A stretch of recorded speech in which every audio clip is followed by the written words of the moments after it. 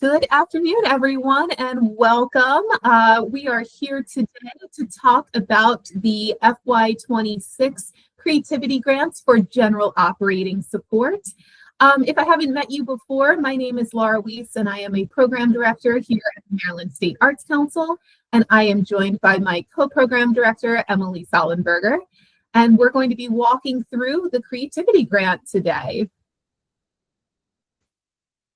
So just a few things before we jump into our presentation. If you're not familiar with Google Meet, this is just a reference shot to kind of get used to where all of the controls are. A couple things that are important to point out would be your microphone, which is kind of down towards the lower left-hand corner of your control screen. We do ask that you remain on mute during today's presentation, like I said before we started recording, just so that we don't have any kind of background noise or anything like that. Your camera icon is to the right of that. You are welcome to be on or off camera, however you are comfortable is fine by us. There is the little smiley face that is kind of to the right of that, and that has, a thumbs up and other kind of, emojis that you can feel free to use throughout the presentation if you'd like. And then there is the closed caption button as well, the CC with the little box around it. You can feel free to use that if you need that as well. And finally, just to point out the little hand icon, the raised hand, that we will be using later in the presentation for questions and answers. We do ask that you hold for your questions until we get through all of the slides because we cover a lot of ground. So it's very likely that a question you might have, early on is going to be answered 3 slides later. So if you can just hang on to your questions until the end. And then just a couple other things to point out would be the chat box, which is towards the right lower corner of your screen, a little quotation box there. We will utilize the chat. Again, you can feel free to drop in questions or comments in there, and we'll likely address those towards the end once we get to our question and answer portion of the presentation. And in case you didn't hear it at the beginning, this is being recorded. So we will have a recording that is available, and that will be posted to our website in the next couple of days. So you have, you can reference that at any time and go back to see anything. All right, I'm going to begin with a couple of slides. We call these our grounding slides. We begin all of our public presentations and meetings with these slides. The first being our land acknowledgement statement. And that is that we acknowledge the lands and waters, now known as Maryland, are the home of its first peoples, the Accohonic Indian Tribe, Assateague Peoples Tribe, Cedarville Band of Piscataway Indians, Choptico Band of Indians, Lenape Tribe, Nanticoke Tribe, Nassau-Wawash Band of Indians, Piscataway Conoy Tribe, Piscataway Indian Nation, Pocomoke Indian Nation, Susquehannock Indians, Youghiogheny River Band of Shawnee, and tribes in the Chesapeake watershed who have seemingly vanished since the coming of colonialism. We acknowledge that this land is now home to other tribal peoples living here in diaspora. We acknowledge the forced removal of many from the lands and waterways that nurtured them as kin. We acknowledge the degradation that continues to be wrought on the land and waters in pursuit of resources. We acknowledge the right of the land and waterways to heal so that they can continue to provide food and medicine for all. We acknowledge that it is our collective obligation to pursue policies and practices that respect the land and waters so that our reciprocal relationship with them can be fully restored. And there's more information about the land acknowledgement statement and our process to develop this statement on our website. Next is our equity and justice statement, and that is that the arts celebrate our state's diversity, connect our shared humanity, and transform individuals and communities.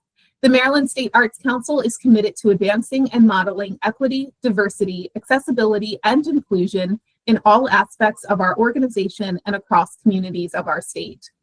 MSAC and its grantees are committed to embracing equity and non-discrimination regardless of race, religious creed, color, age, gender expression, sexual orientation, disability, class, language, and/or ability. The vision of the Maryland State Arts Council is to play an essential role ensuring every person has access to the transformative power of the arts. And we do that through our mission, which is to advance the arts in our state by providing leadership that champions creative expression, diverse programming, equitable access, lifelong learning, and the arts as a celebrated contributor to the quality of life for all of the people of Maryland. Next up, you will see here what we call our pillars and goals. These came out of a recent strategic plan. And those pillars and goals are access, awareness, connection, equity, and leadership. Next up here, we have what we call our creative meeting actions. And these are just ideas to keep in the back of your mind as we go through today's presentation. And that is to celebrate being in the space with other creative people, engage with everyone's presence as a gift, acknowledge that together we know a lot, enter the conversation with curiosity and inquiry, share your idea and trust that it will be heard, use I statements, focus your language on the task at hand, hold one another accountable with care, honor all perspectives and build on shared ideas, and balance speaking with listening. The next slide here is a bit of an advertisement for the different professional development opportunities that we offer through the Maryland State Arts Council. We have lots of different opportunities, this being one of them. We hold info sessions periodically throughout the year. There's a whole bunch of them coming up now that we're into the new fiscal year. So we hold sessions like this to walk through our different applications and our different grant opportunities. We also hold different webinars that are topic-specific sessions that might be related to arts organizations or independent artists. We are starting back up a session called Coffee with the Council, which is something that we held. It started back in 2020 during the pandemic lockdown. It's something that we are bringing back. I believe the first session is actually a week from today on next Tuesday morning to talk about our strategic plan. So if you're interested in that, join us for Coffee with the Council. We also hold regional office hours, which is when our staff actually goes into different communities, different county arts councils, in different areas to hold space in person for individuals to come meet with us, talk with us about what's going on. We have several of those coming up throughout the summer, so you can find all of that information on our Eventbrite page. And there is a link here, and I believe that Emily just dropped some information in the chat as well. Lastly here, we just want to call attention to our Ways to Get Involved page of our website. To say something, just click on. If you could mute, please, so that we thank you so much. Our Ways to Get Involved page is on our website, and there's different opportunities that are listed on that page. Specifically often related to serving on panels. We use public panelists for all of our different grant review processes. So we're often looking for individuals to join those panels. If that's something that's of interest to you, if you want to learn about the grant making process and kind of see it from the other side of the table, we'd love for you to apply and consider that. I think that there are a few that are open right now, or if they're not open currently, they will be very soon. So check out the website if that's of interest to you. And it is important to point out that there is compensation for your work as a panelist. All right, so here is today's agenda. Again, we are focusing today on the Creativity Grant for General Operating Support. So what we're going to do is we're going to review the program and the guidelines, and then we're going to walk through the application itself so you can see the questions and the scoring rubric that's associated with it. And throughout that, we're also going to give some helpful hints about the application and that process. Then we're going to talk about the timeline, what the monthly review process looks like. And at the end, we'll just do a quick reminder of the Smart Simple Grant platform in case you're not familiar with that. We'll just walk through what that looks like as well. And then we're going to wrap up at the end with questions and answers. Like I said, we are going to hold that time at the end. So if you can hold your questions to the end, that would be the best. We cover a lot of ground in the next couple of minutes through all of these slides. So hopefully we answer your questions throughout our presentation. All right, and with that, I'm going to hand it over to Emily to talk about the Creativity Grant. Great, thanks so much, Lauren. Good afternoon, everybody. As Lauren mentioned at the beginning, I'm Emily Sollenberger. I'm also a program director on this particular program. So glad we have a great group here to learn a little bit more about this year's program. So I'm going to go through the Creativity Grant overview here just as a reference point to get us started. So the purpose of the Creativity Grant is really to support the activities and general operations for independent artists and organizations across the state of Maryland and impacting the different communities across our state. Today, we're focusing specifically on the general operating support option only. So we'll go into this a little bit more detail and send reminders out throughout the presentation, but just so you know, this is really focused on our operating support for our organizations through the Creativity Grant program today. Ultimately, the Creativity Grants are meant to strengthen the vitality and sustainability of our artists and small organizations to maintain that strong and stable arts infrastructure across the state. And also, it has a goal of serving the growing needs of relevant projects and collaborations within Maryland communities that are coming out from you all. So again, the Creativity Grant as a whole is available to independent artists and organizations. There's a couple of different application types that will host different information sessions for. So again, there's project support that you can choose from, or general operating. So today, again, we're focusing on the general operating, which is for our organizations only. Overall, for any application that you choose under the Creativity Grant umbrella, it's a brief application, and we'll go into more detail about that a little bit later in the presentation as well. Generally speaking, the grant applications are accepted on a rolling basis and reviewed monthly. Just to note from the top, and again, we'll reiterate this throughout today's presentation, this year for FY26, the general operating option is only going to be open from July 1st, so it's currently open now, through December 31st, 2025. So again, this is a shorter window of time that this particular application is open. And again, we'll go through more details, but just want to note that from the top, if you want to mark this on your calendar as a high point to not forget that it's only open from July to December this year. And whether you're an independent artist or an organization, you're eligible to receive one Creativity Grant per fiscal year.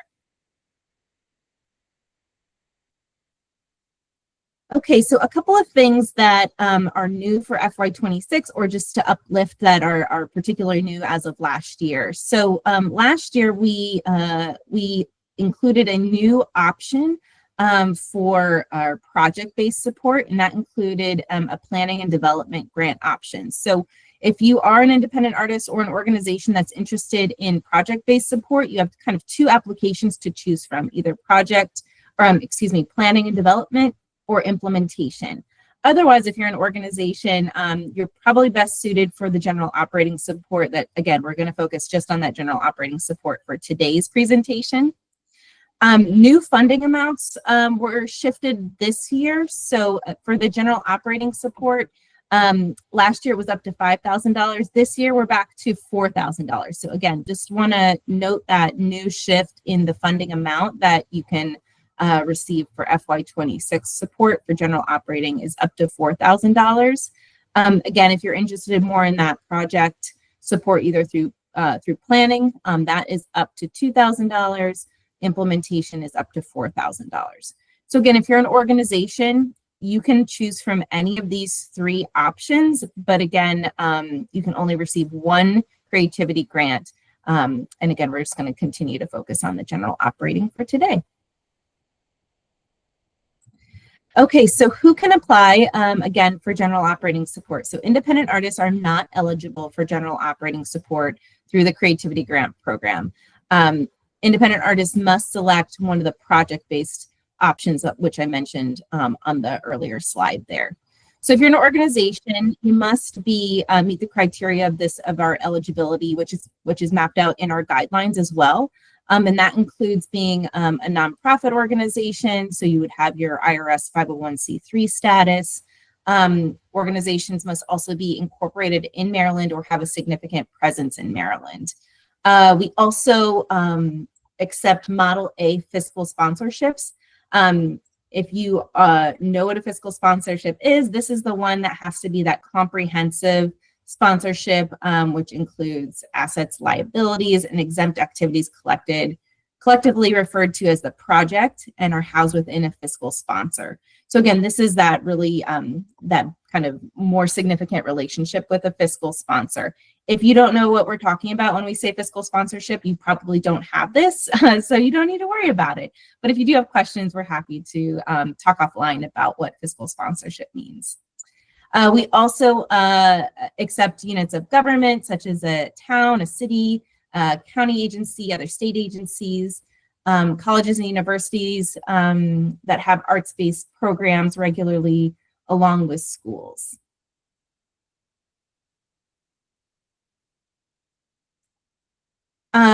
So again, continuing on with kind of the eligibility, we're looking at organizations generally who have allowable income of $50,000 or less, or organizations with allowable income who might be above the $50,000 threshold, but have not received general operating support through some of our other programs that we offer general operating. So that would be the Grants for Organization program, County Arts Development, Arts and Education, or excuse me, Arts and Entertainment Districts, or Folk Life Network.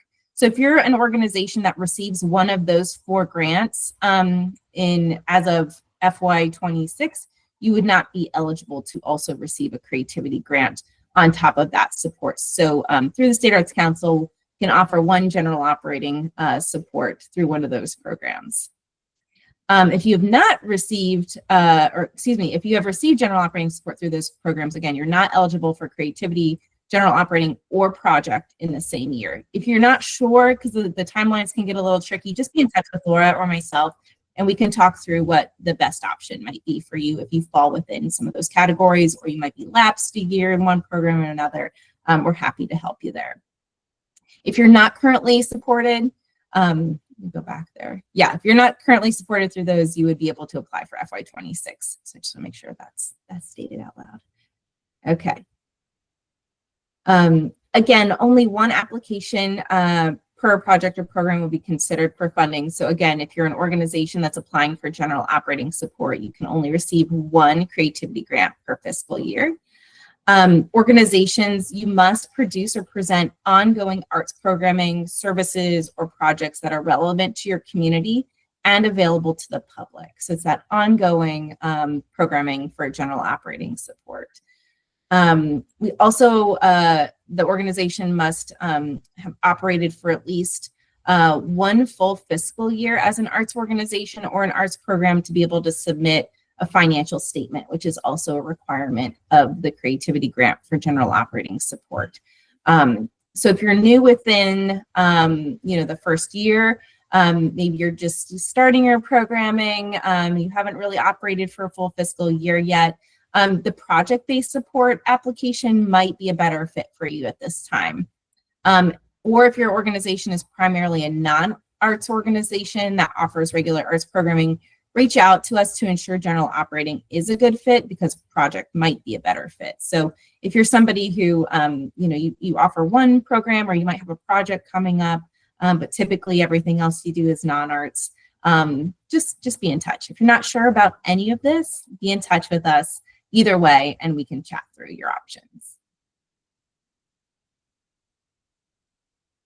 Okay, so what can the creativity grant support? It really can support any expenses that are directly related to your arts activities throughout the year. So specifically for general operating support, this would be for your organization's, your ongoing expenses throughout the year. So that could include anything from your artist fees and stipends, any consulting fees, marketing and promotional expenses, any materials or supplies you need for your programming, If you're need to rent a space or a venue, any kind of equipment you might need for your regular programming. It's really those essential expenses that allow you to operate throughout the year. And what it can't support, and this is the case for many of our programs, the Creativity Grant cannot support re-granting or scholarships. It cannot support capital improvements or permanent equipment, any activities that are not open to the public or primarily or therapeutic in nature, any travel outside of the state. And the next bullet point, any day-to-day expenses associated with running a for-profit business, including LLCs or C Corps, S Corps. If you're in that kind of for-profit space, or a nonprofit that's supporting those entities, that would not be eligible for support here. And with any state arts council grant, funds cannot be used for any political contributions or lobbying activities. And if you're not sure, just ask us. We're happy to help.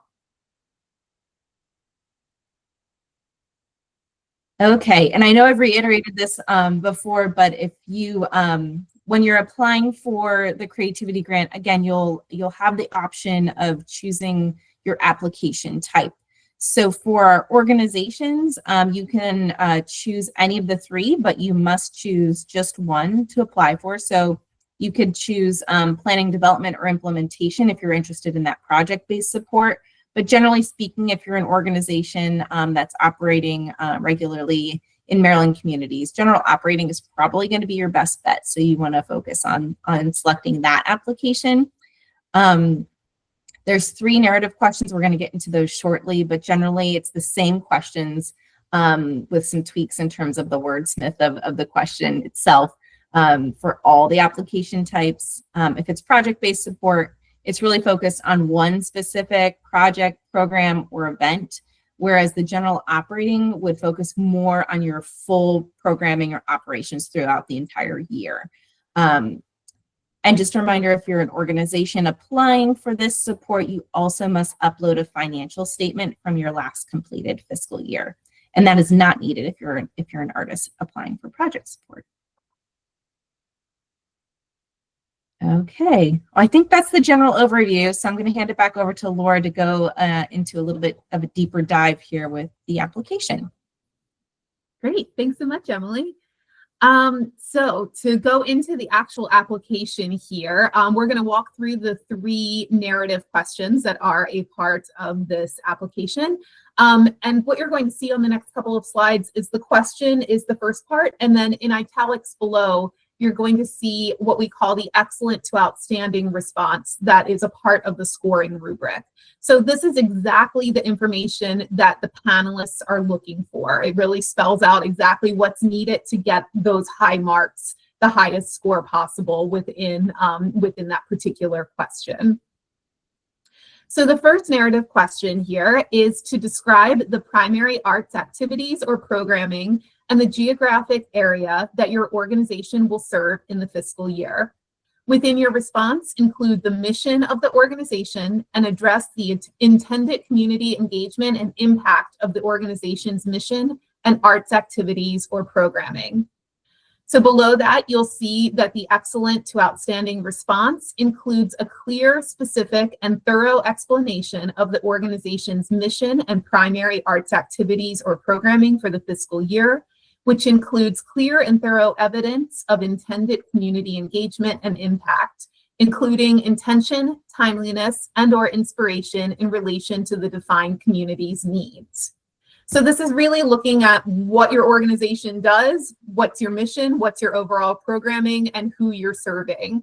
That's, we're really looking at giving that information about your organization. So some helpful hints about this particular question is to first really think about that, describing that your organization as a whole. Again, your mission, your programming, all of that information. Don't forget some of those basic kind of details, the who, what, when, where, and why of your organization. You want to approach this narrative as if the reader has no idea what your organization is or what you do. They don't know anything about your programming or your mission. So you really want to give them that full picture, really paint that picture of what you do and what your plans are for the year. It's important to know that panelists, they can't take any outside information into consideration here. So they need to see it, they need to read it within the application. They can't go onto your website or your social media or anything like that to take any other pieces of information into consideration. So make sure it's really spelled out here. Really give that clear who, what, when, where, and why of your organization. An exercise that sometimes we recommend doing is once you've drafted your response, consider giving that response to a friend, a family member, a colleague, somebody who might not really know much about your organization, and have them kind of poke holes into it, have them go, okay, I understand what you do and why you do it, but I have no idea where it happens. That can be really helpful because sometimes we know it inherently, but you need somebody from the outside to read it. So that's something that we strongly encourage you do as you work through your draft. The next question is focused on the timeline of your organization. So it asks to describe the timeline of your organization's entire season or fiscal year. Within your response, include a detailed schedule for the year, including specific timing as it relates to steps of planning, promotional efforts, implementation, and execution of your events or activities, and evaluation. And again, here below, you'll see in italics, the excellent to outstanding response includes clear, specific, and realistic timeline for the entire season or fiscal year, including specific timing as it relates to planning, promotional efforts, implementation and execution of events and activities, and evaluation. So again, some helpful hints here about the timeline. Really think about that full timeline or schedule for the entirety of activities from the beginning to the end.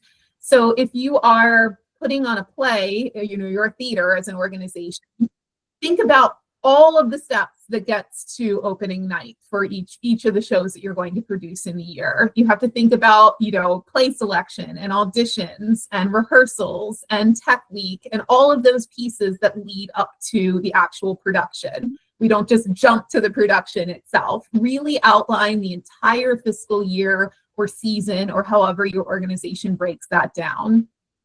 We often recommend that you might want to think about outlining this in some kind of weekly or monthly listing, or whatever makes sense for your organization. Maybe that's quarterly, but some kind of listing with very specific dates or time frames that really share all of those steps in the process. And again, really think about those steps of planning, implementation, execution, and evaluation. So you're making sure that you're outlining all of that for the entirety of all of your programming for the year. Of course, you're going to have all of your public programming within that schedule, whether that's concerts or shows or exhibitions or whatever it is that your organization does. But don't forget also the administrative schedules as well. So thinking about things like board meetings, fundraising campaigns, something that, as you're coming to the end of the year, you might have a really big fundraising campaign that you have every year. Make sure that those are also included because, again, you really want to paint the picture of what the organization does. The panelists are looking to make sure that you have a really thoughtful plan for the whole year. So you want to make sure that we're getting all of those steps and not just that there's a fall play and a spring play or whatever it is that your organization does. The last question here has to do with financials, and it asks, what is the organization's overall budget for this fiscal year? And within that, to include a clear list of all projected income and expenses. And again, the excellent to outstanding response here is to include clear, detailed, and realistic financial plans for income and expenses tied to the general operations of the organization. So this is really looking at your board-approved budget for the year. So again, since we're looking at general operating support, this should be the entire budget for your entire year. So whether that's, if you're running on a fiscal year, that's going to be FY26. If you're on a calendar year, that's going to be calendar year 25. So include that entire budget, not just a project budget, the entire budget for that year. You want to include a really clear list that shows specific line items for all of the planned income and expenses. And we do recommend that within that, having a description of how you're getting to that total when necessary. So an example of what we mean by that is if you have an artist fee, as an example, within your budget that just says $500, that doesn't give a lot of context. We don't really know what that means. So we might recommend saying that the artist fee that you're budgeting for is $500, and that breaks down into an hourly rate, you know, and show the math, or that breaks down into X amount of artists, making sure that's really clear so we understand what it's supporting and how you're getting to that. So including that detail, that context is very helpful within this particular narrative. And also, just this is kind of a technical helpful hint, but make sure that the response, the narrative response, is actually in the context of the narrative box. So any of the additional attachments or anything like that, they're not going to be considered for the scoring of this particular question. You do have to attach a financial statement from the most recently completed year. So that's going to be a different year than what you're talking about here. But that's really more for an eligibility check. That's something that's separate. So we want to make sure that all of your context about this particular budget is within the narrative itself. And again, panelists are not going to be looking at outside information. They're not going to be pulling your 990s or anything like that. So make sure it's all within the narrative. So those are the three questions. That's all when it comes to the actual narratives.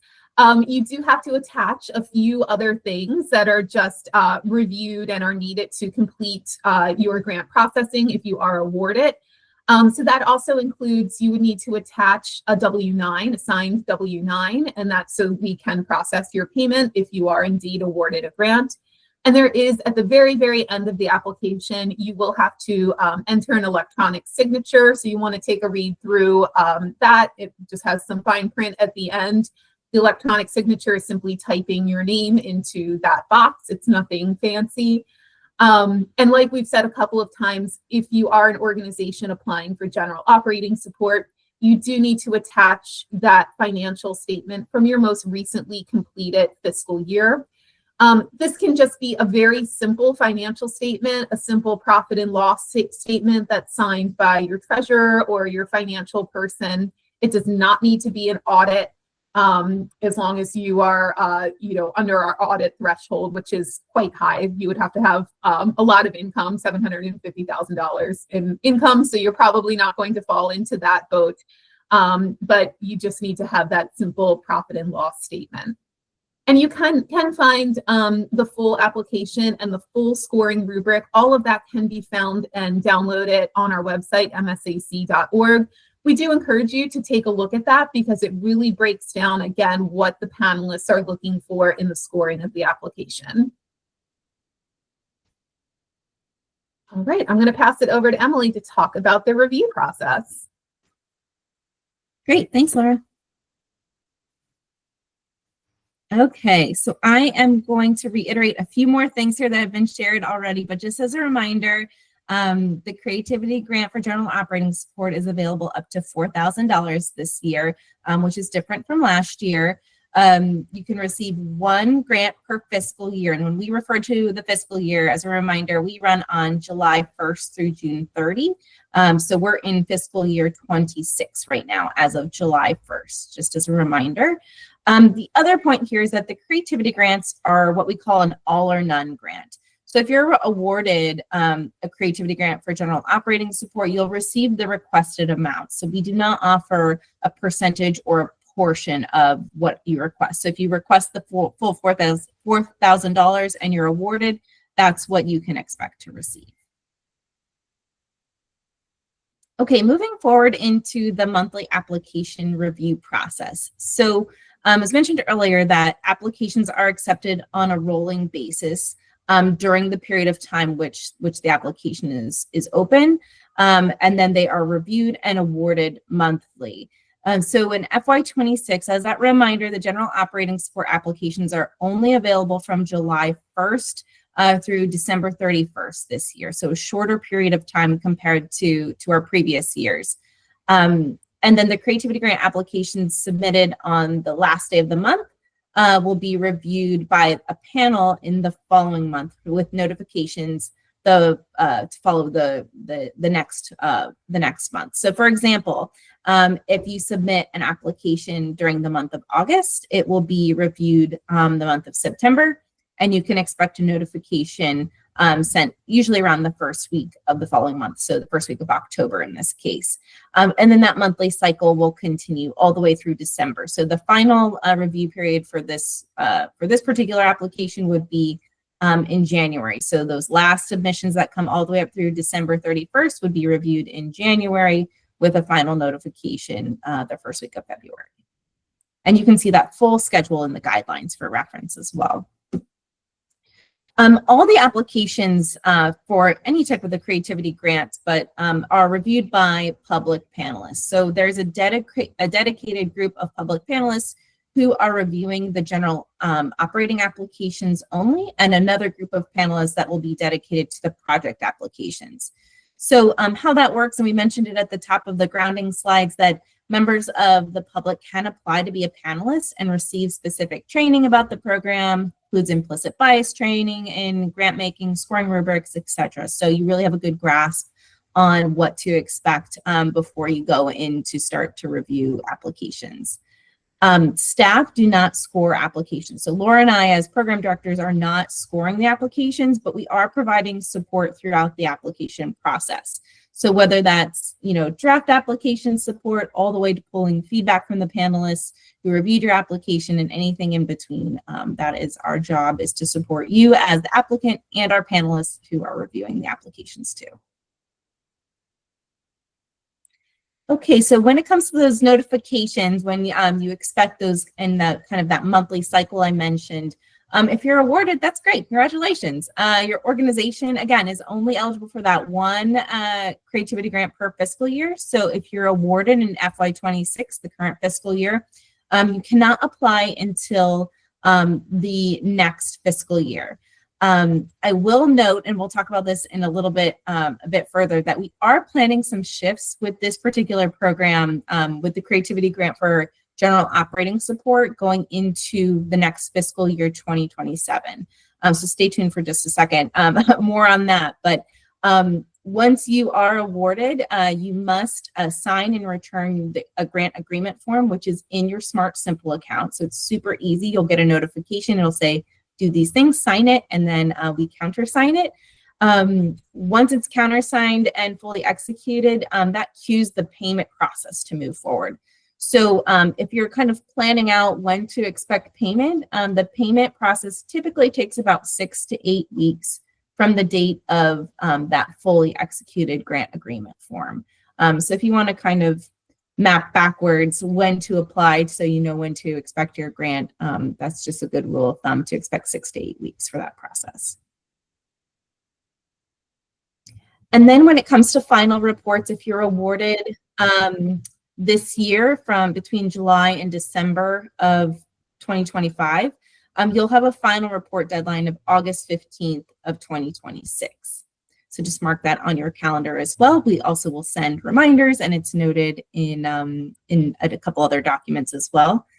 It also, within the final report and within the grant agreement form, you're agreeing to spend or obligate all the funds that are assigned by that final report date. So this means that you, with general operating support, that you are spending those funds or encumbering them or legally committing them to be used within that period of time. If you do not spend the funds or obligate them within that period of time, it might mean that you need to return those unspent funds. But generally, with general operating, that typically isn't the case.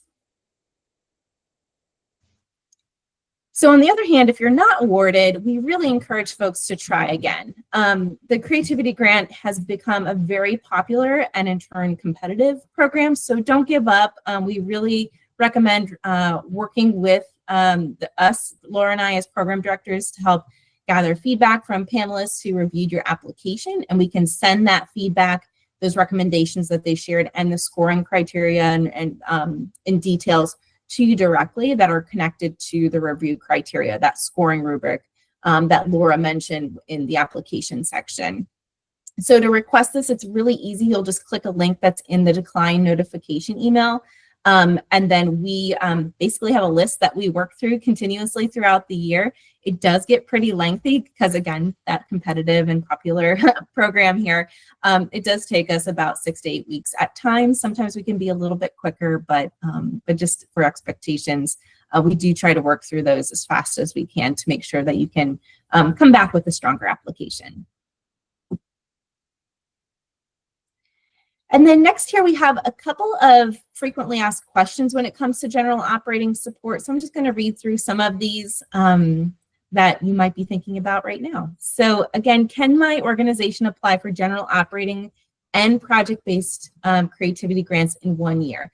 And the answer here is no. You're only eligible for one creativity grant per fiscal year. So you either need to pick general operating or project-based track. So if you're not sure what to do, just talk to one of us and we can help determine the best fit for your organization and your activities. Another question is, I received general operating support through the Grants for Organization or GFO program. Can I apply for project support through creativity? And the answer here is no as well. If you receive support through the GFO program, you are not eligible for a creativity grant as well. So that includes either project or general operating, just no creativity if you get GFO. Another common question we get is, how can I share my work samples, letters of support, reviews, etc.? And here is external documents are not considered part of the review process for the creativity grant applications. We don't ask for these things, so it's not required to include them. So panelists are trained to only review those 3 narrative questions that Laura went over in direct connection to the scoring rubric. So it's not, so don't include any important information in any external links or other external documents that they might need to open up. They will not be considered, and we tell the panelists in the training not to open those materials, that they really need to stick to the content within the application itself. So just make sure that you write everything out, even though you might have a really great video or a link to a document that has more information. Really try to put all that information in the content of the application. And a helpful hint here is to apply early. So while you're eligible to apply all the way through December 31st this year for general operating support, we really encourage you to apply early whenever possible. So again, it's a competitive program. So the earlier that you get your application in and hopefully approved, you can check that off your list so you don't have to wait all the way till December. We also wanted to uplift that the payment process does take place outside the State Arts Council offices. So if awarded, that reminder, it takes 6 to 8 weeks to be received. So take that into consideration as well. So the earlier that you get your application in, awarded, hopefully, the earlier those funds are going to come. Another helpful hint is that we offer a service of providing draft feedback. So before you submit your application, Laura or I are available to review your draft application and offer that feedback in direct connection to the review criteria. We can only provide feedback once per application. So if you make some edits based on recommendations that we share and want another look at another draft, we just don't have the capacity to do that right now. So, you might consider some of those helpful hints that Laura included about sharing with friends or family members to really have a good solid draft before you share with us. So that way we can make some clear, concise recommendations for you. And also just be courteous of your requests. We get a lot of people asking for help and support through this process, whether it's the application, draft support, or requesting feedback after being reviewed by a panel. So if you've received funding in the past, or if your last application scored really high but was declined, you might allow others to access our assistance a little bit quicker. Of course, we're happy to help everybody, but it's helpful if you've already received some support from us to let others to get that assistance as well. If you want to request feedback on your draft, just email Laura or myself and we'll add you to the queue. And again, just allow for several weeks to receive that written feedback. So at certain times it can take a little bit quicker, but it can also take a little bit longer depending on what's going on throughout the year. So if you're somebody who's like, I'm ready to apply next week and you want us to take a look at your application for further feedback, we probably won't be able to get it to you. So again, just to plan ahead if you'd like that, that additional support to get it to us as early as possible. And again, I mentioned some changes that we're planning for FY27 a little bit ago. So one thing we want to mention to this particular group, if you've received general operating in the past, or this might be your first time, just something to keep on your radar, that the general operating track of the creativity grant will be permanently closing after this year. So that's why we have a bit of a shortened deadline or window that the application is open through December. The creativity grant for project-based support will remain open. So whether you're an organization or an independent artist, that is still going to be an opportunity available for you. The reason why we're making some changes is that the Grants for Organization program, which is that primary grant program for operational support for our organizations throughout the year, we're debuting a significantly changed application process this fall for FY27 support. So within this new streamlined GFO process, it will allow those who previously applied for creativity grant for general operating support, so this whole application we've been talking about today, to move under the GFO umbrella. So that way we've got everybody kind of in the same program. And our primary goal with this change is really to make the process easier and more accessible and more equitable as a whole. So you're not choosing between all these different general operating support. We hope that it'll be easier to have everybody in one place with the same application.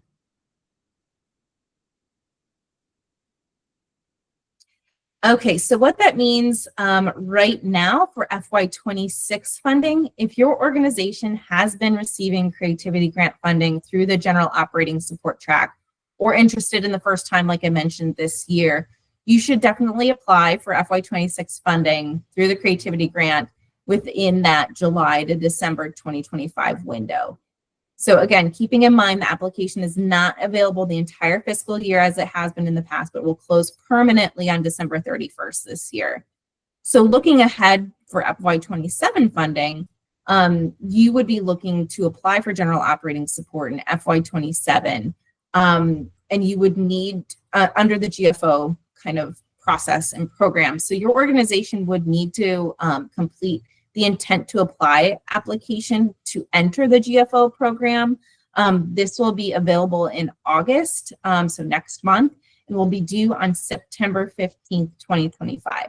So highly recommend writing that date down and keep that in mind. You have to complete the intent to apply to be able to move forward into the GFO program. And you're going to be probably completing that process simultaneously with the creativity grant. So the timelines are a little wonky and they overlap a bit. So just keep the dates in mind. And if you're confused at all or not sure what to do, just be in touch with Laura or myself. And we're also going to be holding more info sessions, particularly around the intent to apply application and what the new GFO process will look like. So if this is your first time, even thinking about GFO and you're being told to go into this program, highly recommend attending the info session. If you can, again, they'll be recorded just like this is, and will be used as a resource afterwards. So some dates to put on your calendar would be Thursday, August 14th from 11 a.m. to 12:30 p.m. We'll be hosting one session, and then a following session on Tuesday, August 26th from 4 to 6 p.m. So there's kind of two different time slots there. Again, they'll be recorded and shared on our website as a resource to revisit later on as well. And again, encourage you to register for those sessions. It's on the Eventbrite page. So just watch out for further details on that new GFO process and next steps for your organization. Okay, and the final bit here to this presentation, that all the applications for the Creativity Grant Program must be submitted through Smart Simple. You can access that through marylandarts.smartsimple.com, and there's plenty of links on all of our different program pages on the State Arts Council website. If you've not registered before, you'll need to do so with Smart Simple. That particular link, there's a registration button if you've not done so already. And that looks like this screen that is up right now. So again, just to register or to log in, you'll want to go to the marylandarts.smartsimple.com. If you have an account already, you'll log in using your email and your password. But if you've not and you need to create an account for the first time, you'll just click that register button in blue.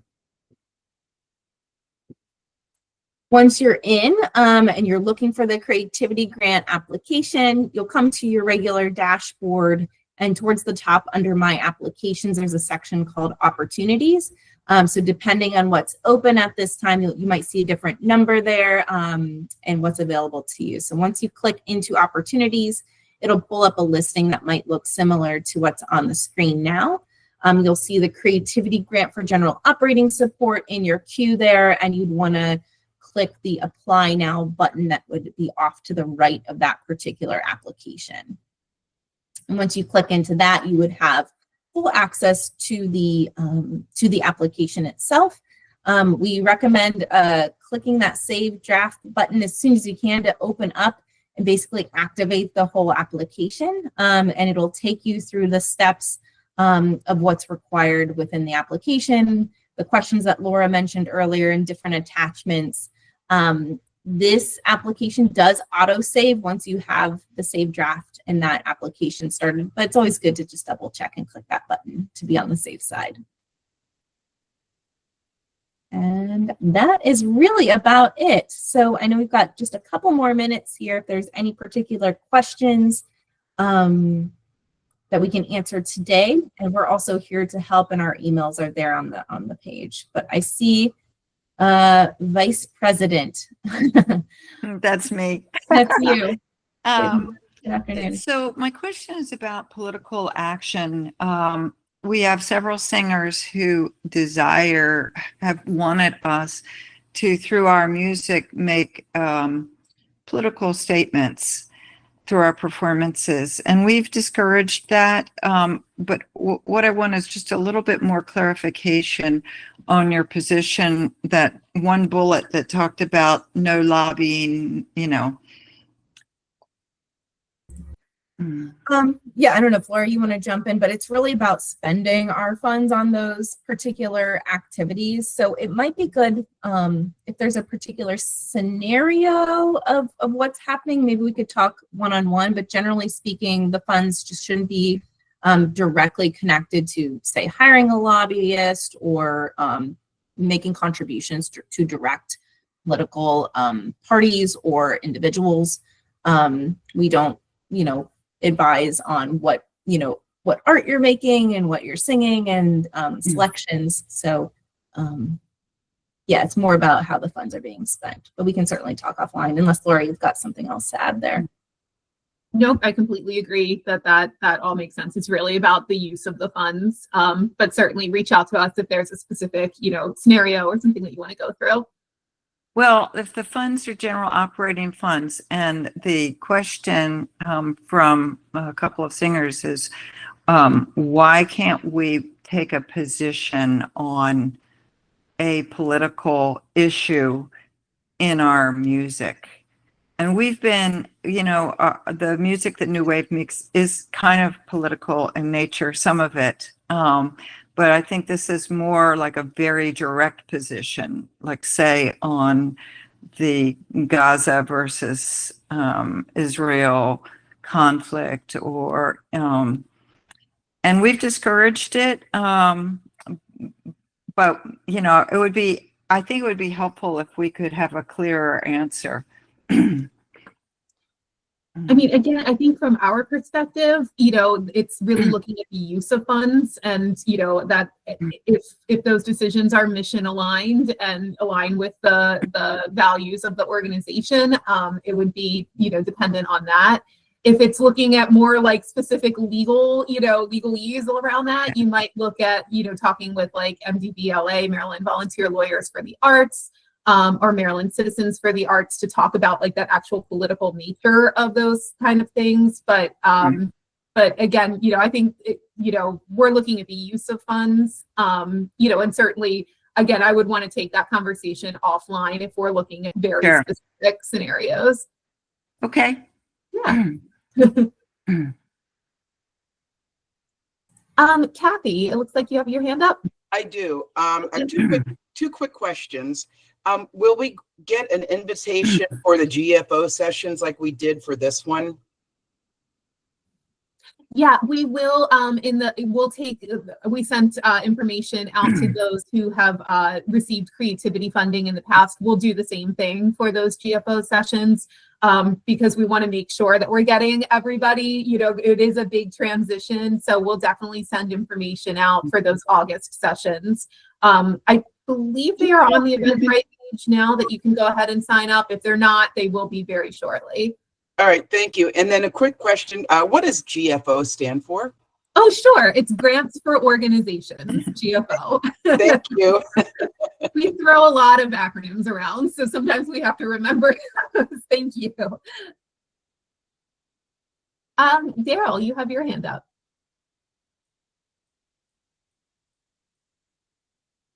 Hello. I was just wondering if I was wondering if we could go back to a slide, but I was also just thinking maybe it might be for ease. Could this slide deck be shared at all? Yeah, definitely. When we share the recording of this, we'll also populate the slide deck as a PDF as well and add that to the web page. So you'll have that as a resource there. And the scoring rubric and the guidelines are already up on the web pages right now. So we'll just add those two things once we get a chance to get them up. Okay, perfect. And then the other thing is, so I guess we just sign my organization.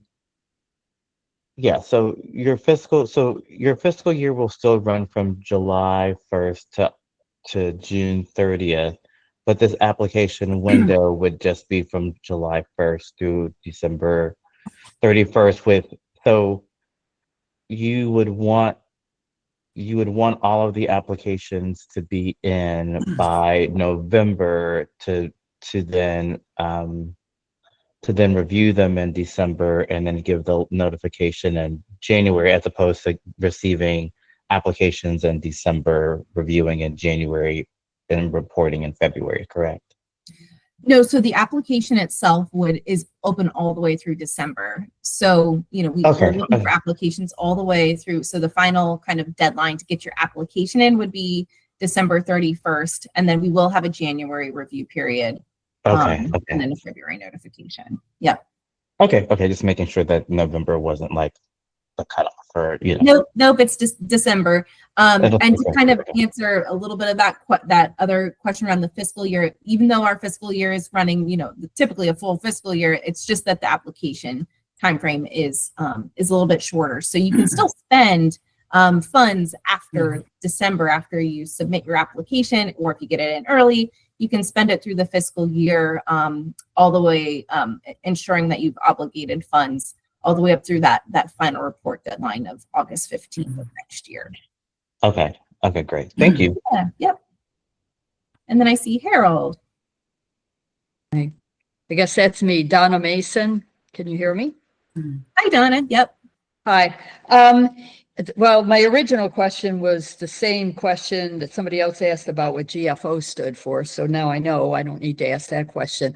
And maybe this isn't relevant, and maybe, you know, just cut me off if you don't want me to be asking this, but a lot of we've received the grant funds for this, for this particular grant a couple of times. We do a lot of art activities with the city. And I know you were explaining the government applications. Would the city be able to apply for an application for their art activities they do in partnership with us?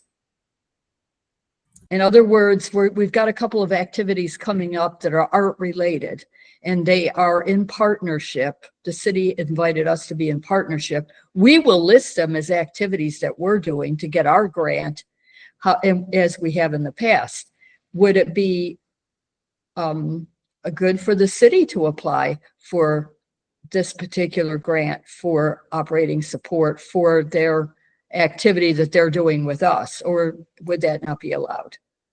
It depends, because I know you're out in Hagerstown, right? So Right. The city of Hagerstown does receive funding through the grants for organization, the GFO program already.